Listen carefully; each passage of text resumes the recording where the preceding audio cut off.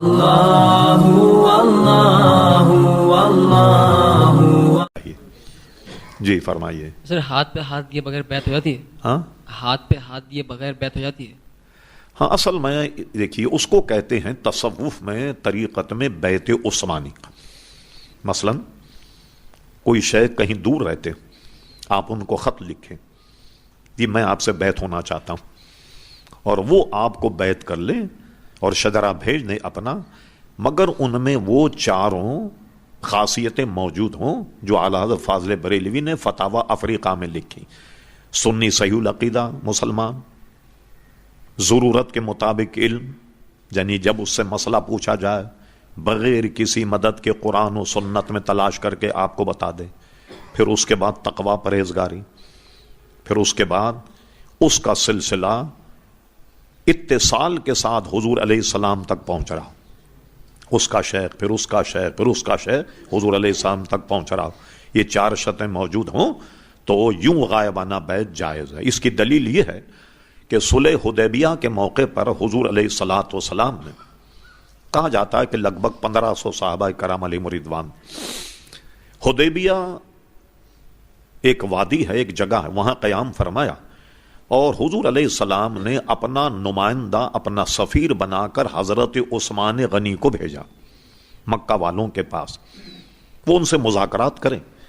اور ان کو یہ باور کرائیں کہ دیکھیے ہمارا ارادہ فتح مکہ سے پہلے کا ہے، واقع ہمارا ارادہ لڑنے جھگڑنے کا نہیں ہے، ہم احرام باندھ کے آئے، نیت بھی کر لی، ہم خالی خانہ کعبے کا طواف کریں گے، صفا مروہ کریں گے اور اس کے بعد چلے جائیں گے، اپنی تلواروں کو میان سے بھی نہیں نکالیں گے۔ یہ سارے معاملات لے کر حضرت عثمان غنی رضی اللہ عنہ جب مکہ شریف پہنچے، ان کے سرداروں سے آپ نے معاملات اور میٹنگ کی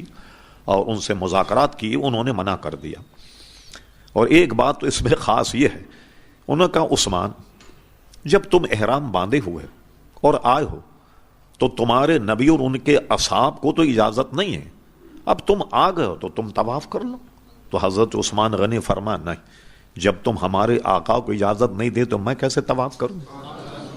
ٹھیک، وہ نہیں کیا انہوں نے طواف، اور کعبے کو چھوڑ کر کے آ گئے کہ وہ نہیں مان رہے۔ یہاں ان کو آنے میں ذرا دیر ہو گئی، تو ہمارے یہاں سیاستہ میں بھی حدیث موجود، دیگر جگہ۔ تو صحابہ کرام کو یہ ہوا کہ کہیں اگر انہوں نے حضرت عثمان غنی کو شہید کر دیا تو ہم جب تک دم میں دم ان سے لڑیں۔ ایک ببول کا درخت تھا، اس کے نیچے حضور علیہ الصلوۃ والسلام جلوہ گر ہوئے اور سب نے حضور سے بیعت کی، سب بیعت کرتے جا رہے ہیں، کوئی لگ بھگ 1500 کے قریب صحابہ کرام سب نے بیعت کی، اور ان بیعت رضوان کرنے والوں کی اور صحابہ کرام علیہم رضوان پر فضیلت بھی بتائی گئی جو بیعت رضوان میں شامل تھے۔ جب سب بیعت کر چکے تو یہ بڑا حیرت انگیز واقعہ ہوا